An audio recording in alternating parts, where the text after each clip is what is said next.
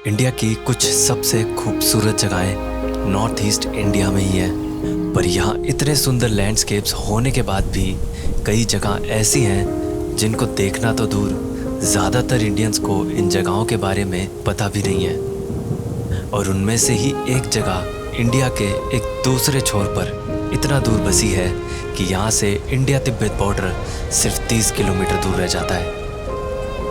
अरुणाचल के सबसे खूबसूरत विलेजेस में से एक ये है मेचुका।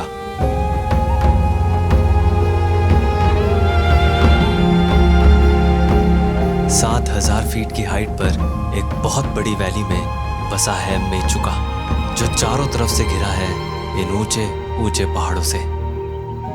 और कई 100 किलोमीटर तक फैले इन ऊंचे पहाड़ों के बीचों बीच इतना बड़ा कोई विलेज बसा होगा, यहाँ तक आने के रास्ते में आप ये इमेजिन भी नहीं कर सकते। मेचुका इतना रिमोटली लोकेटेड है कि अरुणाचल की कैपिटल ईटानगर से भी यहाँ तक पहुँचने में कुछ घंटे नहीं बल्कि पूरे 2 दिन लग जाते हैं। पर इन मुश्किल रास्तों के पार एक नई ही दुनिया आपका इंतजार कर रही है।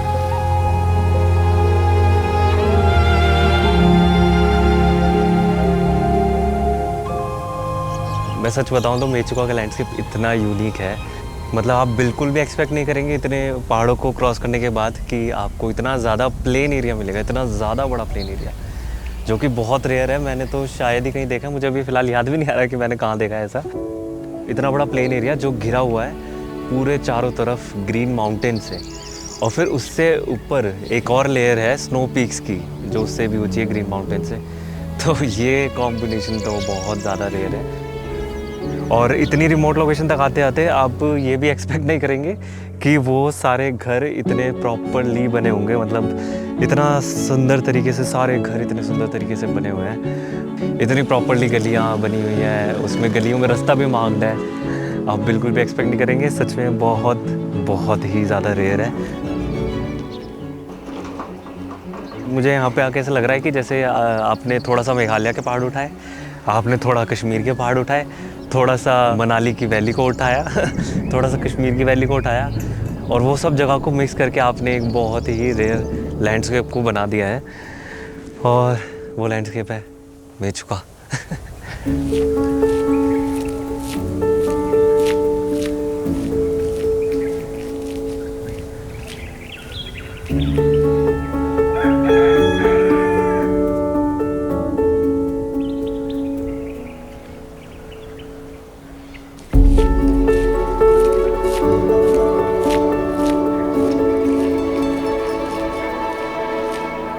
तो मेचुका में आप कभी भी अकेले ट्रैवल नहीं कर रहे होंगे, आपको कोई ना कोई ज्वाइन कर लेगा। और आज ये साथ दे रहा है मेरा पूरा ट्रैक करके आया मेरे साथ मोनेस्ट्री का। हेलो बोलो। एटीट्यूड तो है थोड़ा।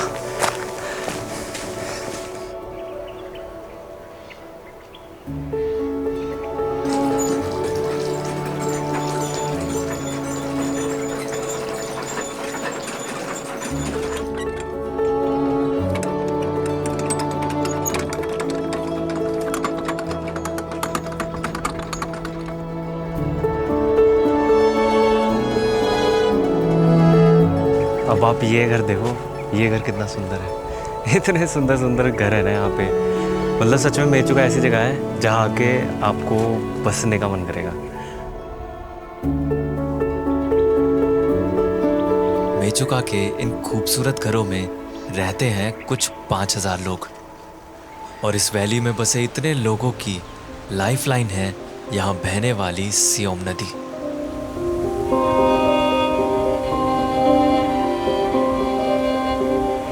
ईस्टर्न हिमालयाज के ग्लेशियर से निकलकर बहती ये नदी 170 किलोमीटर का सफ़र करके बनाती है इंडिया की सबसे चौड़ी नदी, यानी इंडिया की वाइडेस्ट रिवर ब्रह्मपुत्र को।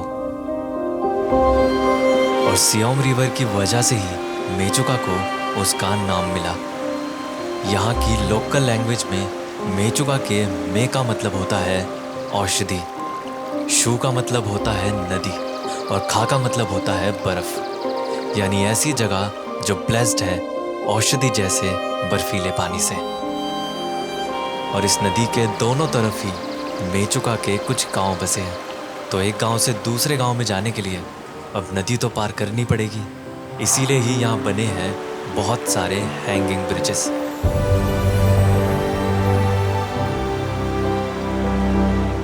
जिनको यहाँ रहने वाले लोगों ने ही बनाया।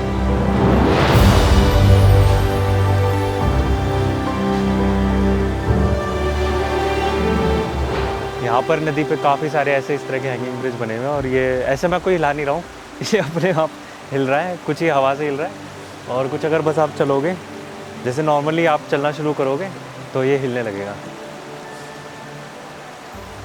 कुछ लकड़ी के फट्टे और लोहे की तारें जोड़कर बने ये हैंगिंग ब्रिजेस बहुत ज़्यादा स्टेबल तो नहीं है, पर यहाँ के लोगों के लिए नदी पार करने के लिए ये मददगार है। नमस्ते नमस्ते। नमस्ते। कितने लोग आ सकते हैं ब्रिज पे एक बारी में?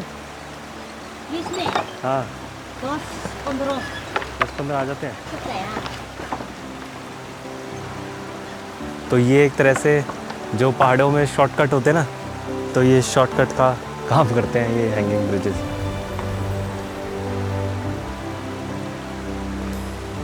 अब यहाँ के ये ब्रिजेस हो या कोई व्यू पॉइंट, मेचुका में घूमने के लिए टैक्सी या बाइक की ज़रूरत ही नहीं महसूस होती। बस आपको बाहर कदम रखना है और चलते चलते हर मोड़ पे एक नया खूबसूरत नज़ारा आपको दिखता ही रहेगा। पर हाँ, अगर चलने की जगह साइकिल मिल जाए तो उससे अच्छा तो कुछ हो ही नहीं सकता। देखो मेचुका घूमने का जो मज़ा है वो साइकिल में ही है। और अभी मैं पूरी आसपास के सारे एरिया को साइकिल से घूम रहा हूँ और इससे अच्छा तो कुछ हो ही नहीं सकता यार। और साइकिल चलाते चलाते मेरे कुछ दोस्त भी बन गए, सिर्फ ये पार करना है। जिनसे मैंने बहुत बातें करी। अब मैं अपने एक्सपीरियंस से बताऊं तो मेचुका बहुत टूरिस्ट फ्रेंडली है और यहाँ के लोग टूरिस्ट को देख के खुश हो जाते हैं, क्योंकि इतना दूर होने की वजह से यहाँ तक ज़्यादा लोग नहीं आते। बल्कि मेचुका एक ऐसा विलेज है जहाँ पहले एयर ट्रैवल आया और बाद में रोड।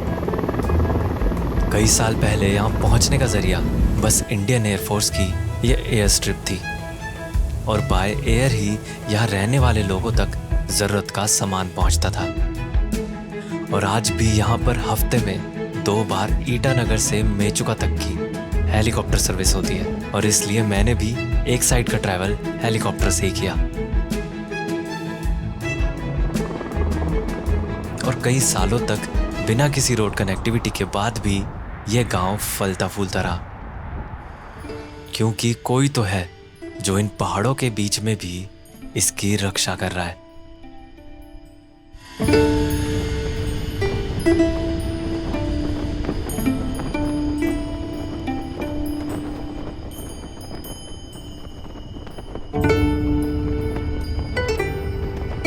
सामतेन योंगचा मोनेस्ट्री, एक अलग सी खड़ी पहाड़ी के ऊपर बनी इस मोनेस्ट्री से पूरा मेचुका दिखता है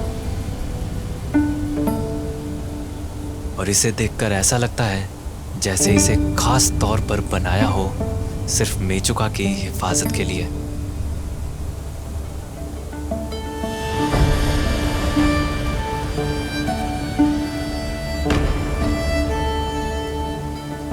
जो कि 100 या 150 साल नहीं बल्कि 400 साल से भी ज़्यादा पुरानी मोनेस्ट्री है।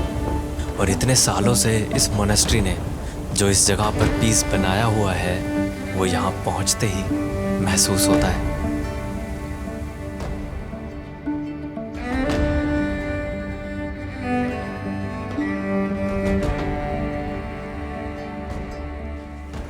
भैया ये वाला बताइए, आपको ये वाले कौन से बुद्ध हैं?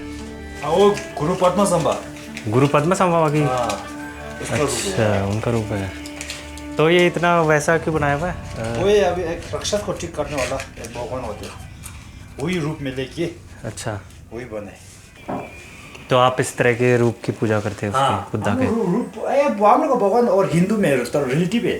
क्योंकि अलग अलग भगवान बहुत है। क्रिश्चियन तो क्या आप जीसस को एकला भगवान है ना, वही मानते हैं। लेकिन हम लोग का भगवान में हिंदू और बुद्धिस्ट में बहुत अलग-अलग रूप होते हैं। बहुत होते हैं। उसका दुरानाक रूप, शांत का रूप, शिक्षा देने वाला अलग-अलग बहुत होते हैं ना। अच्छा। इसलिए हम लोग ऐसे अच्छा।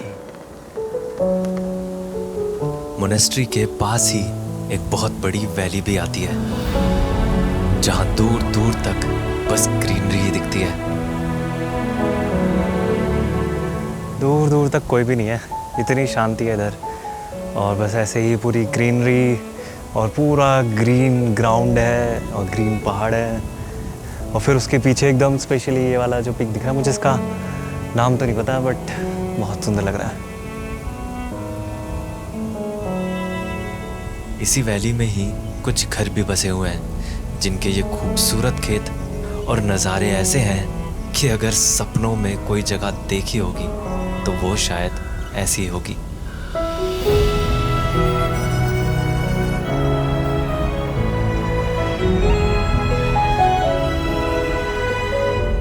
इन्हीं नज़ारों के बीच में बसी है मेचुका की एक खूबसूरत बस्ती, डिचेनतांग। बड़े बड़े खूबसूरत खेतों में बने कुछ लकड़ी के घर, जिनके चारों तरफ है ये बेहद खूबसूरत पहाड़ और इतनी शांत जगह जहां आपको हवा चलने की भी आवाज़ आएगी। और यहाँ के विलेजेस में मैं ये चीज़ भी देख रहा हूँ कि एक घर इधर है तो एक घर उधर है, फिर एक घर इधर है। मतलब ऐसे एक साथ सारे घर नहीं बनाए हुए हैं, बहुत दूर दूर गैप पे घर है। बस ऐसा छोटा सा विलेज है, बहुत थोड़ा सा विलेज। शायद विलेज कहने के लिए भी बहुत छोटी जगह होगी शायद, बस तो इतने छोटे छोटे से बस ऐसे सेटलमेंट्स बने हुए हैं। बाकी लोग बहुत मुश्किल से दिख रहे हैं यहाँ पे, लोग दिख नहीं रहे, पता नहीं क्यों। शायद इन घरों में लोग भी बड़े कम रहते हैं।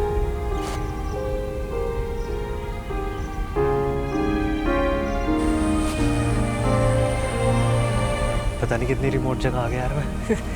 कोई आदमी नहीं दिख रहा है, घर दिख रहे हैं, जानवर दिख रहे हैं, आदमी नहीं दिख रहे यार। मैं घरों तक भी चल कर आ गया, मुझे कोई दिख ही नहीं रहा यार। रहते तो होंगे लोग इधर, ऐसा तो नहीं है।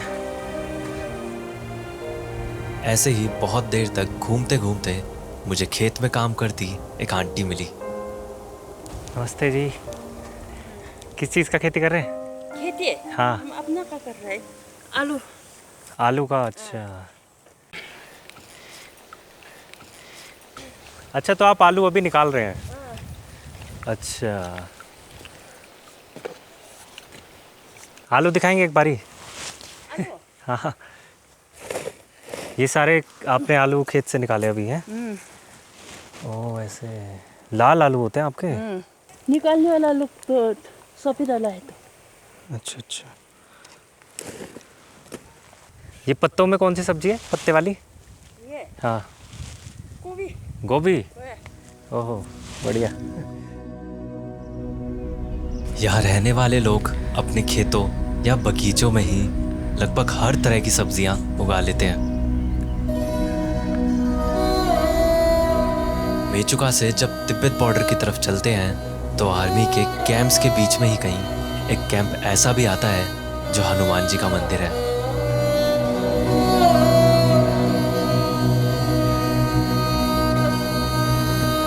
आर्मी की देखरेख में चलने वाला ये मंदिर बहुत ही खास है। खास इसलिए क्योंकि इसके ठीक सामने एक पहाड़ पर हनुमान जी का चेहरा बिल्कुल साफ देखा जा सकता है।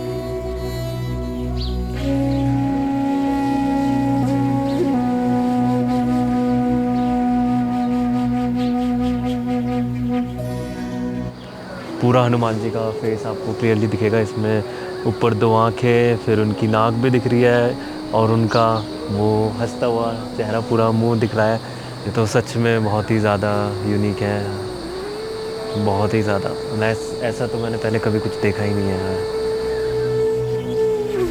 नेचुरली फॉर्म हुई हनुमान जी की इस छवि को सामने से देखकर आप हैरान रह जाएंगे। कई साल पहले जब बीआरओ बॉर्डर तक का रास्ता बना रही थी, तभी ये खास पहाड़ देखा गया और रोड के साथ साथ यह मंदिर भी बनाया गया। और इस मंदिर का हर छोटा या बड़ा काम आर्मी के सोल्जर्स ही करते हैं। और इसलिए ही इसे हनुमान मंदिर ही नहीं बल्कि हनुमान कैंप से भी जाना जाता है।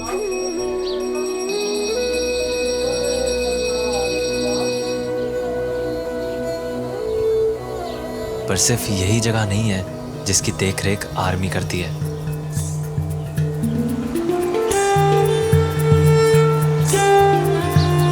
हनुमान कैंप से बस कुछ दूर ही सियोम नदी के पास है गुरुद्वारा मेचुका साहिब। बॉर्डर के पास के इस गुरुद्वारे को सिख रेजिमेंट के सोल्जर्स ने बनवाया था। ये गुरुद्वारा भी आर्मी रन करती है, पूरा आर्मी की देखरेख में होता है। और यहाँ की ख़ास बात ये है कि यहाँ पे आपको 24 घंटे लंगर मिलता है, 24 आवर्स। मतलब इतनी रिमोट लोकेशन पर जहाँ पर आपको बंदा नहीं दिखता, कोई एक भी आदमी नहीं दिखता, ना कोई खाने की दुकान है, ना पानी की दुकान भी नहीं, कई किलोमीटर्स तक वहाँ आपको 24 घंटे खाना मिल सकता है। तो बहुत बड़ी बात है। और यहाँ से आशीर्वाद लेके मैं चला मेचुका की एक दूसरी तरफ। मेचुका में सियोम नदी को पार करके आती है एक और खूबसूरत जगह दार्जिलिंग, जिसका नाम बंगाल के दार्जिलिंग जैसा लगता है, पर यह जगह दार्जिलिंग से बहुत अलग है।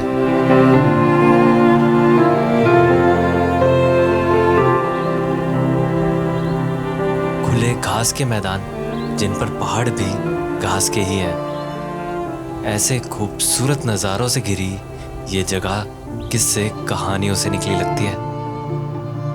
और यहाँ पर मेचुका का एक फेमस साइन बोर्ड भी है।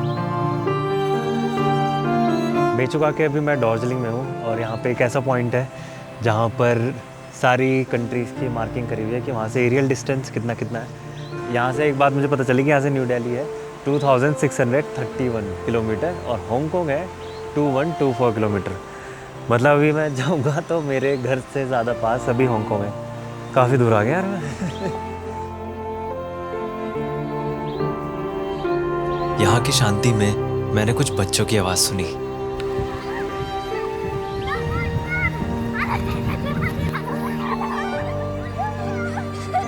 जो कि बहुत मज़े से खेल रहे थे।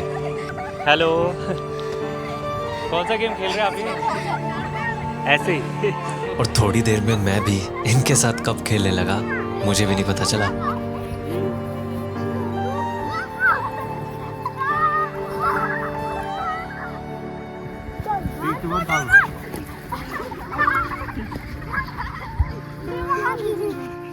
और इन बच्चों को अलविदा करके मैं चला आगे, चलो बाय। खुद से किया वादा पूरा करने। बाय। जिस दिन मैं मेचुका आया था और सामने पहाड़ पर मेचुका लिखा देखा था, तभी से खुद से वादा कर लिया था कि एक दिन इस पहाड़ पर ज़रूर चढ़ूंगा। और आज वो दिन है। तो आज वो दिन है और मैंने उस आयरन ब्रिज से स्टार्ट किया है और अभी मैं आगे उस पूरे पहाड़ तक जा रहा हूँ जहाँ पे मेचुका लिखा है। और मुझे पता है वहाँ से नज़ारा बहुत खूबसूरत होने वाला है क्योंकि वो पहाड़ बहुत खूबसूरत है। तो चलते हैं, देखते हैं कितना और टाइम लगेगा।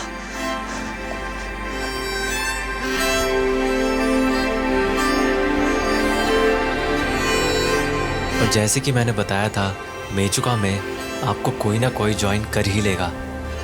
और यहाँ भी मुझे एक साथी मिल गया।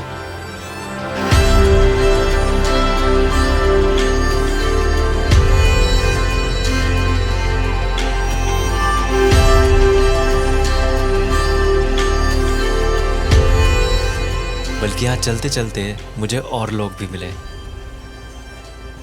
हेलो। कितना दूर है अभी?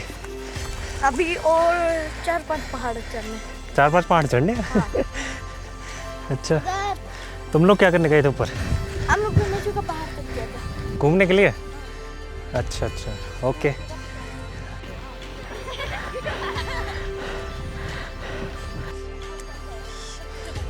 Hello hello hello hello.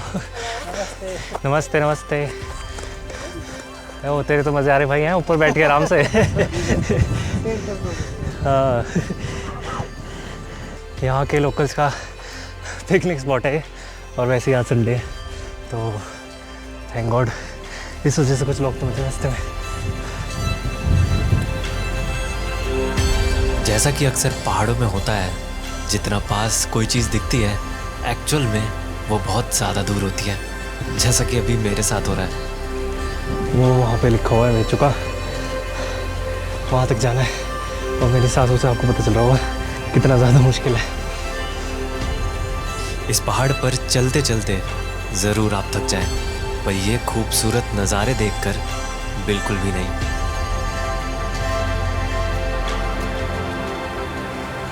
Finally 1.5-2 घंटे के ट्रैक के बाद अब हम आ गए हैं टॉप पे, मेचुकाला।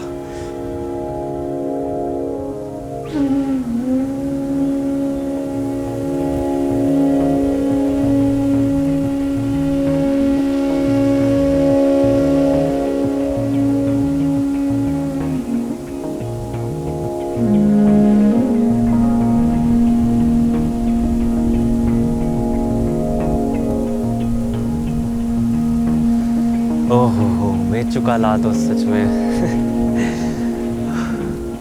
ऐसा लग रहा है किसी और प्लेनेट पे आ गया हूँ मैं। मतलब सच्ची इतना ज़्यादा सुंदर है ये जगह कि मतलब आंखों पे विश्वास ही नहीं हो रहा बिल्कुल भी कि ऐसा कुछ हो भी सकता है। बहुत ज़्यादा सुंदर है, वर्थ इट है। मतलब इतना लंबा ट्रैक, इससे लंबा भी होता तो भी वर्थ इट होता, सच बता रहा हूँ। बहुत ही ज़्यादा सुंदर है। और यहाँ पे खड़े होके पूरा का पूरा पीछे मेचुका टाउन दिख रहा है, पूरा का पूरा मेचुका दिख रहा है यहाँ से।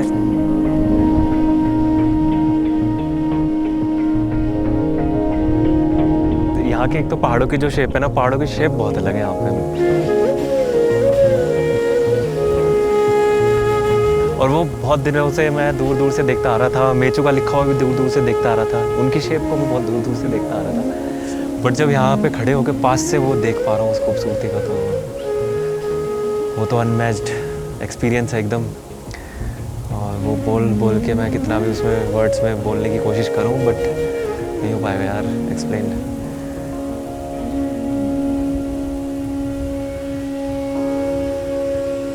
मेचुका जैसी जगहें आपको एक और मौका देती हैं फिर से रिकनेक्ट होने का, लोगों से, नेचर से, या शायद खुद से भी। क्योंकि मेचुका में रोड कनेक्टिविटी या मोबाइल की कनेक्टिविटी भी उतनी अच्छी नहीं है, और ना ही यहाँ इंटरनेट है। हेलो। तो ये सब चीज़ें आपको एक बार फिर से एक सिंपल लाइफ की तरफ ले जाती हैं।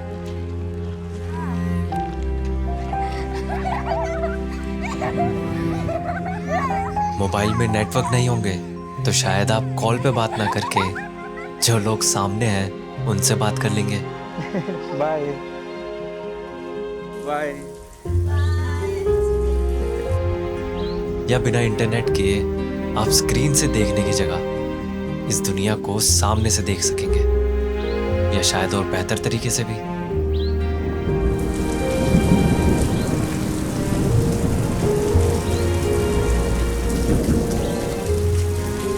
क्योंकि वहाँ शहरों में कुछ चीज़ें आसान करने के चक्कर में हमने कई चीज़ें और मुश्किल बना दी हैं।